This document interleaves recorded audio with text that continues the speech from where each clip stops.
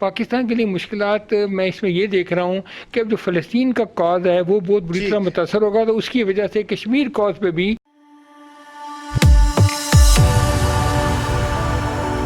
जय हिंद दोस्तों, मोदी देश में आपका स्वागत है। आज पाक मीडिया इजराइल और यूएई के बीच जो डील हुई है उसके बारे में बात कर रहा है। पाक मीडिया बात कर रहा है कि इस डील के बाद इसका असर कश्मीर पर क्या होगा, क्योंकि पाक मीडिया कह रहा है कि इस डील ने ये साबित कर दिया कि अरब देश किसी भी मामले में एक साथ नहीं है और वो अगर पैलेस्टाइन के मामले में समझौता कर सकते हैं तो कश्मीर के मामले पर भी कर सकते हैं। और कश्मीर के मामले पर उनका ये समझौता करना बहुत ही आसान होगा, क्योंकि कश्मीर का मामला अरब देशों के साथ कुछ ज्यादा जुड़ा हुआ नहीं है। कश्मीर का मामला ज्यादातर पाकिस्तान का ही मामला है। तो पाक मीडिया कह रहा है कि इजराइल ने ये समझौता करके ये दिखा दिया है कि अरब देशों को किसी भी मामले पे तोड़ा जा सकता है। और पाक मीडिया ये भी कह रहा है कि इस डील के बाद अमेरिकी राष्ट्रपति और इजरायली प्रधानमंत्री को बहुत ही ज्यादा फायदा होगा और ये डील इजराइल के लिए बहुत ही ज्यादा फायदेमंद है। तो दोस्तों, इस वीडियो को आप पूरा जरूर देखिएगा। तो चलिए और इंतजार ना करके ये वीडियो देखते हैं। बात करेंगे यूएई की जानिब से इसराइल को जो तस्लीम करने का फैसला है उस पर काफ़ी हद तक हम देख रहे हैं कि पूरी दुनिया से गम गुस्से का इजहार किया जा रहा है और यूएई की हुकूमत को बहुत ज़्यादा तनकीद का इस वक्त सामना है। ब्रिगेडियर साहब, क्या कमेंट करना चाहेंगे? ये फैसला क्या वापस भी लिया जा सकता है अगर दबाव मजीद बढ़ता है यूएई पर? देख लो, मेरे ख्याल में कि इस फैसले के इम्प्लीकेशन बहुत ज़्यादा है जी। दो एक छोटे मुल्क ने किया है, लेकिन ओवरऑल उसका जो पैगाम है वो पूरे ओआईसी को है।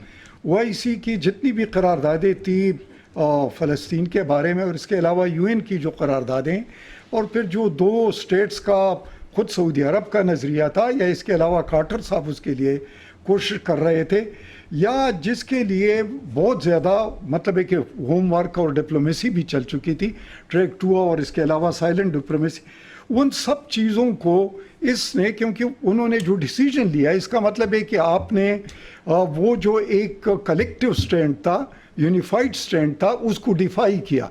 तो एक तो ओआईसी को डिफाई किया, कमज़ोर कर लिया। दूसरा, इजराइल जिस आइसोलेशन का शिकार था कि कोई उसको रिकॉग्नाइज नहीं कर रहा था, तो उस आइसोलेशन को इन्होंने तोड़ा है। तीसरी बात ये, जो वादा वईद हुए हैं कि उधर सेटलमेंट नहीं करेंगे, क्योंकि दो चीज़ें हैं, एक तो ट्रंप को चाहिए था कि वही ट्रंप कार्ड, तो उसके लिए इलेक्शन में तो कोई दूसरी चीज़ नहीं थी। और दूसरी बात ये है कि नेतन्याहू का भी इंतखाबात होने हैं, तो उसने भी वो दिखा कि मैंने आइसोलेशन को तोड़ दिया। तो जो फ़ायदा हुआ है वो सारा का सारा इजराइल का। तीसरी बात ये है कि आया इससे मुस्लिम उम्मा में एक डिवीज़न आएगा और एक स्प्लिंटर्स ग्रुप क्रिएट होंगे या कोई नई सफबंदियाँ होंगी, और उसकी तरफ भी बहुत सारे रास्ते इन्होंने खोल लिए। और तीसरी बात मैं ये कहना चाहता हूँ कि आया इसके लिए कोई ऐसी डिप्लोमेसी इन्होंने की थी जिसमें पाकिस्तान जैसे या बाकी ममालिक को उन्होंने एतमाद में लिया हो।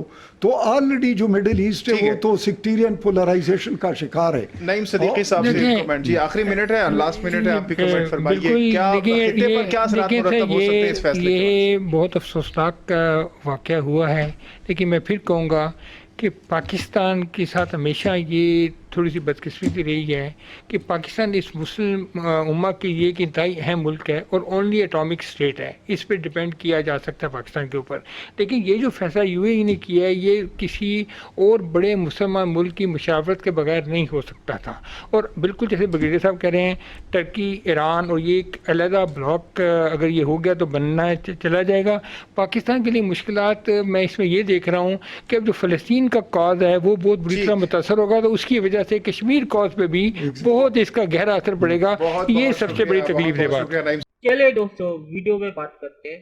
तो ये पहला वीडियो नहीं है जो मैंने इस बारे में अपलोड किया है, इसके बारे में मेरे पास और भी बहुत सारे वीडियोस है। तो आप मेरे चैनल को सब्सक्राइब जरूर कीजिएगा, क्योंकि मेरे पास इस बारे में बहुत सारे और भी वीडियोस है। तो मुझे फिर से इसका एक बैकग्राउंड देना पड़ेगा, मैं उसे बहुत छोटा रखूंगा क्योंकि मुझे वीडियो पर भी बात करनी है। तो ये इजराइल और यूएई के बीच ये पीस डील इसीलिए हुई है क्योंकि अमेरिकी राष्ट्रपति बराक ओबामा ने जब ईरान से डील किया था कि वो अब न्यूक्लियर वेपन बना सकते हैं, तो उसके बाद सारे जो अरब देश है वो घबरा गए थे क्योंकि ईरान और अरब देशों के जो रिश्ते हैं वो बहुत अच्छे नहीं है और उन्हें पता था कि इस डील के बाद जो उन्होंने अमेरिकी राष्ट्रपति बराक ओबामा के साथ की है, ईरान बहुत ही ज्यादा ताकतवर हो जाएगा और ईरान उस ताकत का इस्तेमाल मिडिल ईस्ट में अरब देशों की जो सऊदी अरेबिया और यूएई है उनकी ताकत कम करने के लिए इस्तेमाल करेगा और ईरान का प्रभाव और भी ज्यादा बढ़ेगा। तो उसके लिए अरब देशों को इसराइल की जरूरत थी क्योंकि इसराइल और ईरान के रिश्ते भी अच्छे नहीं है और ईरान को काबू करने के लिए उन्हें इसराइल की जरूरत थी। तो अरब देश एक बहाना ढूंढ रहे थे ये डील करने का और अमेरिकी राष्ट्रपति डोनाल्ड ट्रंप ने आके ये डील करवा के यूएई को एक रास्ता दे दिया ताकि वो इसराइल के साथ मिलके ईरान को काउंटर कर सके मिडिल ईस्ट में। और यूएई ने ये डील इसीलिए की है क्योंकि इसराइल ने वादा किया है कि अब वो पैलेस्टाइन में सेटलमेंट नहीं करेंगे। तो यूएई ये दिखा के कम से कम अपने लोगों को कह पाएगा कि हमने देखिए इसराइल से ये मनवा लिया है कि अब वो पैलेस्टाइन में और सेटलमेंट नहीं करेगा। तो इस डील की मेन वजह ईरान थी। दोनों देशों को ईरान को काउंटर करने के लिए एक दूसरे की जरूरत थी और इसीलिए ये डील अभी मुमकिन हुई है क्योंकि बहुत सालों से इसराइल और अरब देशों के रिश्ते अच्छे नहीं थे, पर ईरान का मामला आते ही दोनों देश एक साथ हो गए क्योंकि दोनों देशों के ईरान के मामले पर सोच एक ही है कि ईरान को और ताकतवर ना बनने दो और ईरान का प्रभाव मिडिल ईस्ट में ना बढ़ने दो क्योंकि ईरान इसराइल के बहुत ही ज्यादा खिलाफ है। तो इसमें इसराइल का ज्यादा फायदा है क्योंकि ईरान अगर कमजोर हुआ तो इसका सबसे ज्यादा फायदा इसराइल को होगा। तो चलिए अब वीडियो पे बात करते हैं। तो पाक मीडिया जो है सवाल पूछ रहा है कि यूएई पर दबाव बढ़ने पर क्या वो ये डील को वापस ले सकते हैं, तो इसका जवाब नहीं है क्योंकि यूएई ने अपने फायदे के लिए ये डील की है, उस पर किसी ने दबाव नहीं डाला और इस डील में अमेरिका है और आपको पता है कि अरब देश अमेरिका के खिलाफ नहीं जा सकते क्योंकि अमेरिका का साथ सऊदी अरब देता है और सऊदी अरब के साथ दुश्मनी करके कोई भी अरब देश मिडिल ईस्ट में नहीं रह सकता। तो पाक मीडिया जो सवाल पूछ रहा है कि यूएई पर दबाव डालने पर क्या यूएई ये डील को वापस ले सकता है, तो इसका जवाब नहीं है क्योंकि मेरे मुताबिक सऊदी अरब के इशारों पर यूएई ने ये डील की है और सऊदी अरब के अलावा यूएई पर कोई भी दबाव नहीं डाल सकता और सऊदी अरब अगर इस डील में यूएई के साथ है तो यूएई पर और कोई दबाव नहीं डाल सकता।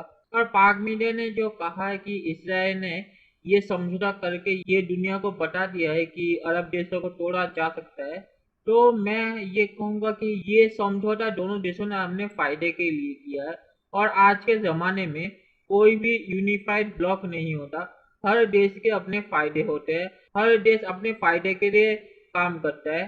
तो ये कहना है कि इसराइल ने अरब देशों को तोड़ दिया है, ये सही बात नहीं होगी क्योंकि अरब देश किसी भी मामले पर एक साथ नहीं थे, हर देश के अपने फायदे थे और इसीलिए अभी देखिएगा कि आप सऊदी अरेबिया भी पाकिस्तान के खिलाफ जा रहा है। और आखिर में पाक मीडिया ने जो कहा कि इस डील के बाद ये पता चल गया कि अरब देश कश्मीर पर भी समझौता कर सकते हैं, तो कश्मीर पर अरब देशों ने पाकिस्तान को ओआईसी में ही बता दिया है कि ये मामला आपके और भारत के बीच का मामला है और हम कुछ नहीं कर सकते।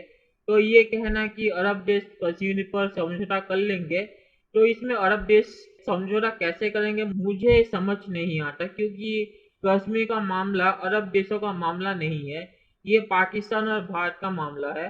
तो पाक मीडिया जो कह रहा है कि इस मामले से पता चल गया कि अरब देश कश्मीर पर भी समझौता कर सकते हैं, तो समझौते का मतलब क्या ये है कि वो कश्मीर पर आप कोई बातचीत नहीं करेंगे और कहेंगे कि पाकिस्तान भारत से बातचीत करे, तो ये सही बात है क्योंकि अभी सऊदी अरेबिया पाकिस्तान को यही कह रहा है कि आप इस पर भारत से बात कीजिए और हम कुछ नहीं कर सकते इस मामले पर। तो चलिए देखते हैं कि फ्यूचर में क्या होता है कश्मीर के मामले पर और इस डील में और अरब देश एक साथ आते हैं या नहीं। तो दोस्तों ये वीडियो देखने के लिए बहुत बहुत शुक्रिया और हमारे चैनल को सब्सक्राइब करना मत भूलिएगा। Thank you very much.